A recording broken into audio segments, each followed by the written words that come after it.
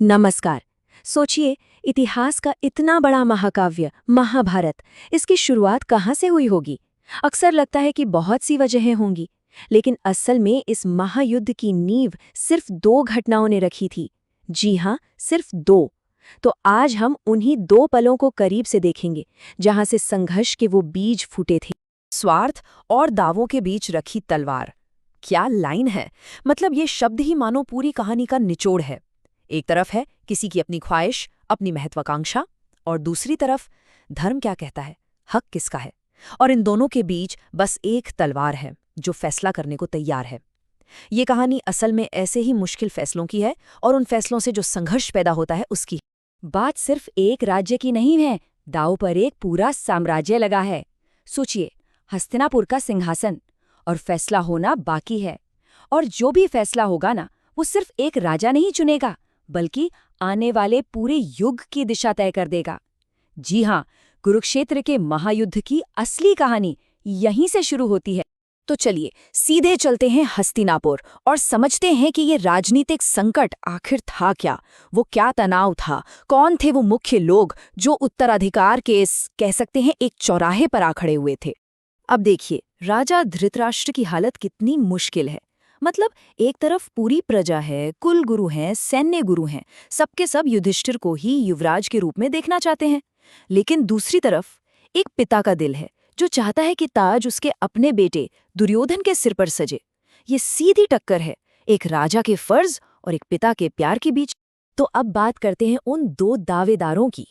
और ये सिर्फ दो राजकुमार नहीं हैं, ये तो दो बिल्कुल अलग सोच हैं, दो अलग विचारधाराएं हैं जो एक ही सिंहासन के लिए आमने सामने आने वाली हैं। तो एक तरफ है युधिष्ठिर, प्रजा उन्हें क्यों चाहती है? उनके न्याय और धर्म के लिए। और हक भी उनका ही बनता है, क्योंकि वो पिछले राजा पांडु के बेटे हैं, तो उनका दावा बिल्कुल मजबूत है। और फिर दूसरी तरफ है दुर्योधन।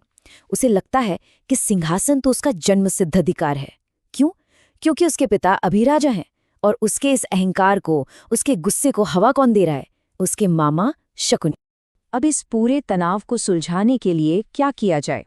तो एक सार्वजनिक परीक्षा रखी जाती है। और ये कोई आम परीक्षा नहीं, समझिए एक तरह का ड्रामा ही है, जो भरी सभा में होने वाला है, जहां दोनों राजकुमारों की काबिलियत को परखा जाएगा। और सवाल क्या है? बहुत ही गंभीर सवाल। दोनों राजकुमारों से पूछा जाता है, 4 लोगों ने मिलकर हत्या की है और अपना गुनाह मान भी लिया है, तो बताइए न्याय क्या है? उन्हें क्या सजा मिलनी चाहिए? बस यही एक जवाब उनका भविष्य तय करने वाला है। पहले दुर्योधन का जवाब आता है, बिल्कुल सीधा, सपाट और कठोर। वो कहता है, सदियों से हमारी परंपरा यही रही है कि हत्यारों को मौत की सजा दी जाए। मतलब उसके लिए न्याय का एक ही मतलब है, आंख के बदले आंख। अपराध एक तो सजा भी सबके लिए एक, मृत्युदंड। उसके जवाब में सोचने समझने की कोई गुंजाइश नहीं, बस नियम है तो है। लेकिन युधिष्ठिर वो जल्दबाजी नहीं करते। वो फैसला सुनाने से पहले सच की तह तक जाना चाहते हैं। वो पूछते हैं, 1 मिनट, ये अपराधी हैं कौन? समाज में इनकी जगह क्या है? उनका तरीका बिल्कुल अलग है। वो विश्लेषण करते हैं, सोचते हैं। दुर्योधन के झटपट फैसले से एकदम उल्टा। और यहीं पर युधिष्ठिर के न्याय का असली मतलब सामने आता है। उनका तर्क क्या है? कि जिसके पास जितना ज्यादा ज्ञान है, उसकी जिम्मेदारी भी उतनी ही ज्यादा है। देखिए, जो शूद्र है वो शायद पढ़ा लिखा नहीं, तो उसका अपराध अज्ञानता में हुआ, उसे सबसे कम सजा। वैश्य जो उससे ज्यादा जानता है, उसे 2 गुनी सजा। क्षत्रिय जिसका काम ही रक्षा करना है, उसने हत्या की तो उसका अपराध और भी बड़ा हो गया। और ब्राह्मण जिसे सबसे ज्यादा ज्ञानी माना जाता है, अगर वो ऐसा करे तो ये तो अक्षम्य है, उसकी सजा का फैसला तो कुल गुरु ही करेंगे। ये न्याय की कितनी गहरी और बारीक समझ है ना? और युधिष्ठिर अपनी बात को खत्म करते हुए कहते हैं, सबको एक ही तराजू में तौलना न्याय नहीं बल्कि अन्याय है। मतलब असली न्याय तो हालात और जिम्मेदारियों को देखकर होता है। बस उनकी इसी एक बात ने पूरी सभा का दिल जीत लिया। और फिर क्या था? इसी जबरदस्त समझदारी और न्याय की गहरी परख की वजह से युधिष्ठिर को हस्तिनापुर का युवराज घोषित कर दिया जाता है। प्रजा में तो जैसे खुशी की लहर दौड़ जाती है। लेकिन रुकिए, कहानी यहाँ खत्म नहीं हुई। असल में कहानी का एक नया अध्याय शुरू हुआ है। हस्तिनापुर में युधिष्ठिर तो जीत गए, लेकिन इस जीत ने राजनीति के समीकरण बदल दिए हैं। दुर्योधन की हार ने उसके साथियों में खलबली मचा दी है और अब सिंहासन का ये खेल एक बिल्कुल नई बिसात पर खेला जाने वाला है। अब देखिए, खेल हस्तिनापुर से बाहर निकल चुका है।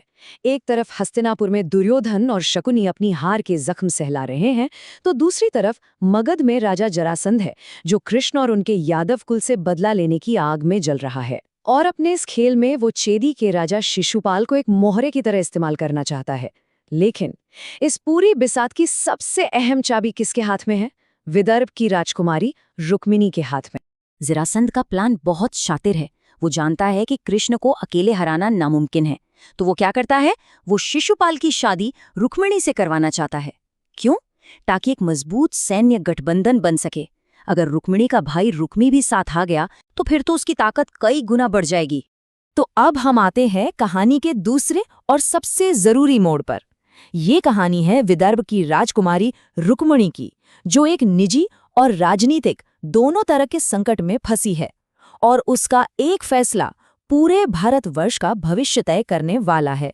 सोचिए, रुक्मिणी एक ऐसे दोराहे पे खड़ी है जहां एक रास्ता जाता है फर्ज की तरफ, मतलब शिशुपाल से शादी करके अपने राज्य को मजबूत बनाना, अपने परिवार की राजनीतिक इच्छाओं को पूरा करना, और दूसरा रास्ता वो जाता है प्रेम की तरफ। वासुदेव कृष्ण, जिन्हें उसका परिवार सिर्फ एक ग्वाला समझता है, जिनके कुल पर वो सवाल उठाते हैं। और उसके भाई रुक्मी के ये शब्द देखिए, हम अपनी बहन रुक्मिणी का विवाह उस ग्वाले से नहीं कर सकते। इन शब्दों से साफ पता चलता है कि परिवार कितना सख्त खिलाफ है। उनके लिए ये इज्जत का सवाल है। वो अपनी राजकुमारी बहन की शादी किसी ऐसे से कैसे कर सकते हैं जिसे वो अपने बराबर का ही नहीं मानते?